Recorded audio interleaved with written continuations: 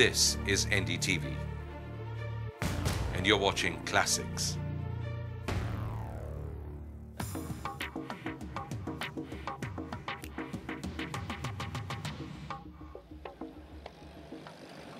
Hello and welcome to this special episode coming to you from Kabul in Afghanistan. The 9/11 anniversary has brought the world's focus back on terrorism. But we've come back to the place where it all began, where America first launched what it called its war against terror. But so many years on, what really has changed here on the ground? Has the shadow of Iraq meant that Afghanistan has been forgotten? Is the Taliban trying to hit back? Is Pakistan still helping Taliban and Al-Qaeda fighters? And most importantly, what does the new government and the changes in Afghanistan mean for India's strategic interests in the region? Join us on this special journey.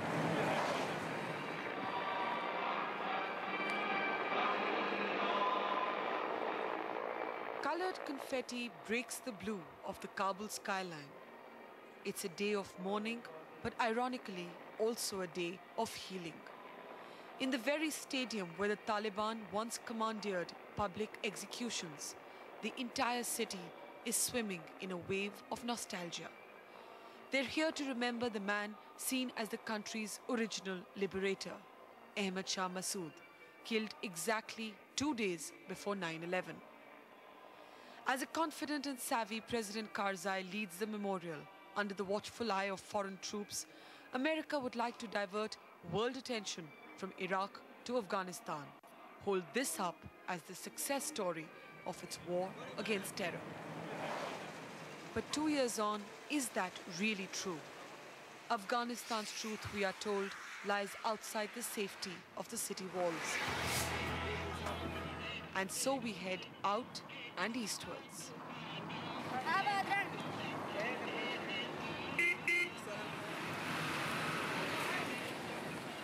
This checkpoint marks our exit from Kabul and the beginning of our 4-hour journey towards Jalalabad and Torkham, the border with Pakistan. Even today, this is a journey you're advised to do only by daylight.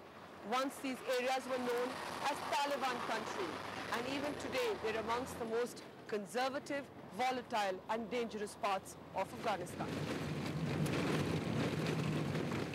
The rocky mud track weaves its way past soldiers scouting the barren rocks for leftover mines. For miles, these are the only people we see. Otherwise, it's just the broken down road and the relentless stretch of mountains.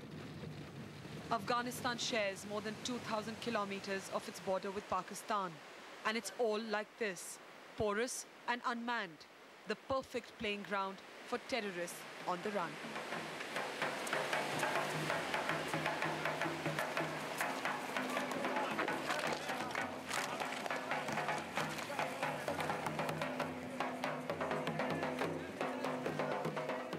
Soon, the faces and the landscape begins to change.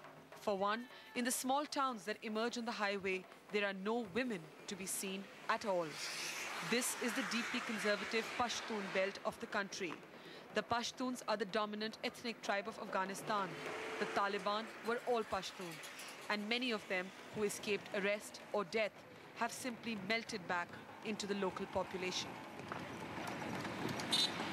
4 hours later, as we enter the town of Jalalabad, we're shown exactly where Osama bin Laden's training school for terrorists once stood.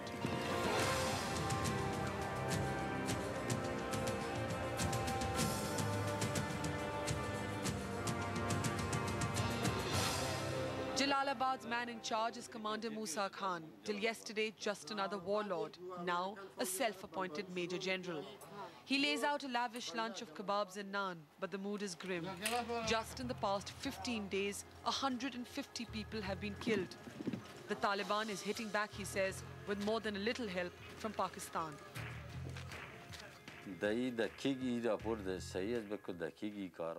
Till Pakistan is there, they will not support our government. They don't want peace here, and that's why they're helping the Taliban again. But we will fight them at every step.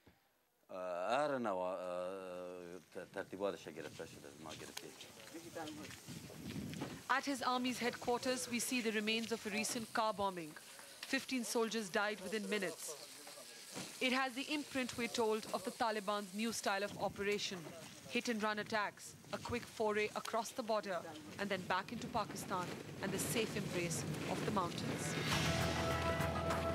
They call themselves the Corps Command of Jalalabad, but they're really yesterday's warlords who've taken the form of today's army. It's really these men who rule the roost in border towns like Jalalabad. And these men who are still fighting to keep the peace are categorical. The Taliban is trying to resurface, and they say it's with the help of the Pakistan army. इसी की वजह से कि कभी किसी कोने से देखो सरहद पाकिस्तान का है, बीच में से तालिबान गुजर आया, कभी किसी कोने से देखो सरहद पाकिस्तान का है, बीच में से तालिबान निकल आया। तो क्यों ये ईरान की तरफ से नहीं आती हैं, क्यों ताजिकिस्तान की तरफ से नहीं आती हैं, उज़्बेकिस्तान की तरफ से नहीं आती हैं? तो इसका आप खुद भी अंदाज़ा लगाएं ना। इसकी वजह से ना ये वो भी शक से कहती हैं कि ये दुश्मन है हमारा, तब ये ऐसे करते हैं कि नहीं दुश्मन ना हो तो क्यों करते हैं? Today these men are on the right side of power, but in the years they spent as mountain guerrillas battling the Taliban, it was an open secret that India helped them with both arms and money. And while the new government is struggling to build a fresh relationship with Islamabad, in recent weeks, military skirmishes have erupted between the Afghans and the Pakistan army along the border.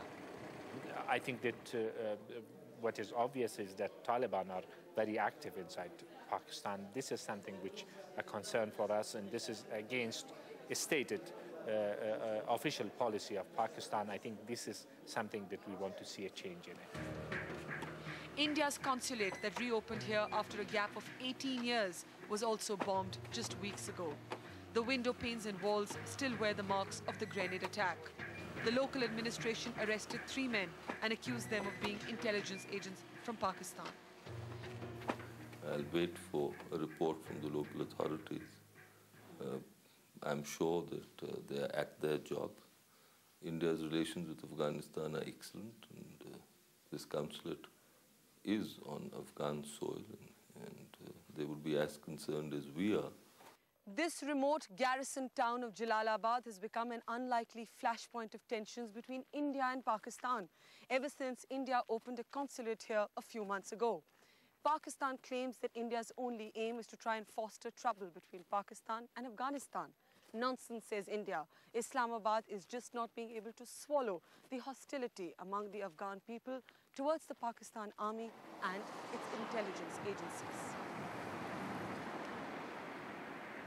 Apart from its embassy in Kabul, India today has 4 consulates in Afghanistan, 2 new ones in Herat and Mazar-e-Sharif, and 2 consulates it's reopened in Kandahar and Jalalabad.